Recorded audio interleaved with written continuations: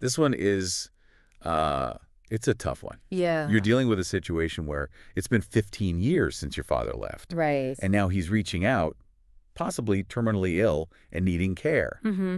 That's got to bring up a whirlwind of emotions. Mm-hmm. Anger, resentment, Absolutely. maybe even a touch of that unsettling, Yeah. what if I regret this later Yeah. feeling. We're going to dive into that Reddit post that you shared and all those insightful comments. Yeah, See what we can unpack together. it is fascinating how this single post brings up so many universal struggles. Right.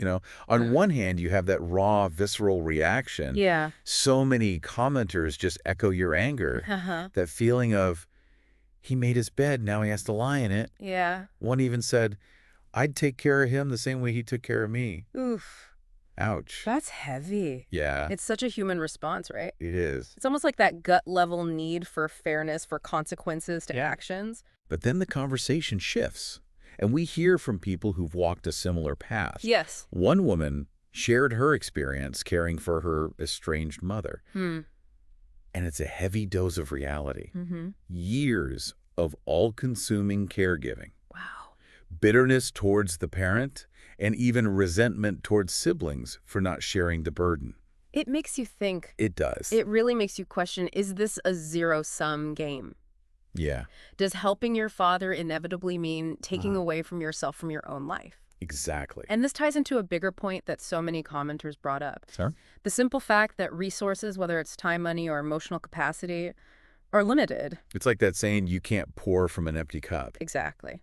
And it makes you wonder, where does forgiveness fit into all of this? Right. Because some comments were very firm. Yeah. He made his choices. He has to live with them. Mm. It's almost like this idea that someone who abandons their family doesn't just magically transform into a selfless caregiver overnight. And that's where understanding patterns of behavior Yes. becomes so crucial. Yeah. Psychologists often say that past actions are the most reliable predictor of future behavior. Right. And this applies not just to your father, but to all human relationships. It's not about judging, but about going in with eyes wide open. Absolutely. Yeah. But then there's that other side, those urging you to at least meet with him, Right. even if it's just once, Yeah. to maybe get those unanswered questions, to confront him, Mm-hmm. or even see if some kind of reconciliation is possible. There's this underlying idea that understanding the why behind his actions could be a step towards healing Right. for both of you. For both, yeah. Of course, no one's promising a fairy tale ending. Right. But even if it's messy, sometimes that closure is a piece of the puzzle. Yeah. It It is. And this is where things get really complex. Right. Because some comments brought up a fascinating point. Yeah. What if choosing to care for him, despite the hurt, is actually a way of honoring your mother, Okay. the strength that she showed in raising you on her own? That's an interesting way to look at it. Yeah. It's almost like this radical act of compassion rising above the pain to create something positive. Right. But of course, that doesn't erase the past. No, doesn't. A few people cautioned against expecting a transformed father. Yeah. A sudden outpouring of remorse. Right. Setting yourself up for that Hollywood ending could lead to even more disappointment. Absolutely. Right. It's about understanding, not necessarily condoning. Okay. Recognizing that your father is a complex individual with his own history, his own struggles that might have led him to this point. Yeah. It's not about excusing his actions, but about looking at the full picture, Which brings us to the whole concept of forgiveness. Right. So commenters were saying that forgiveness isn't about absolving him. It's about releasing yourself from that burden of anger and resentment. That's a powerful distinction. It is. It shifts the focus inward. Yeah. Holding on to anger can be so destructive, even if it feels justified. Right. But it's also acknowledging that this journey of forgiveness, or even just letting go, is deeply personal. Yeah, absolutely. Okay. And there were definitely voices on the other side of that saying Yeah. some actions are just unforgivable. Yeah. That holding him accountable, even if it means maintaining distance, is essential for your own self-respect and well-being. It's a reminder that you always have a choice.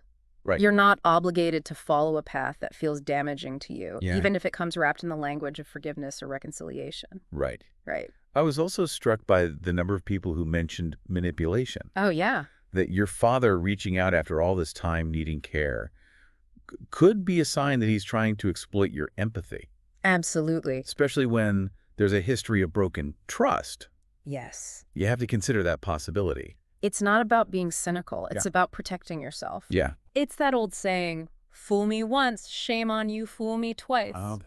We all have a right to guard our hearts, especially when we've been hurt. Right, and let's not forget the practical side of things. Yes. So many comments brought up the reality of caring for someone who's terminally ill, Mm-hmm. the time commitment, the emotional toll, the potential financial burden. Wow. It can be incredibly demanding, even if it's someone you love dearly. That's where that idea of limited resources comes full circle. Yeah. It's not just about time and money. It's about your own emotional capacity. Right. You have to honestly assess if you can give without completely depleting yourself. It's such a difficult balancing act, isn't it? It is. Empathy versus self-preservation, the desire to understand versus the need to protect yourself from more hurt. Absolutely. And through all of it, remembering that you're not alone in this. Right. Stories of abandonment, of families grappling with these complexities, Yeah. they're sadly more common than we'd like to think. Which is why it's so important to approach this with compassion for yourself and for everyone involved. Right. There's no judgment here, no single right answer. Each person's path is unique, shaped by their own experiences, their own values. Yeah. It feels like we've only just scratched the surface, you know?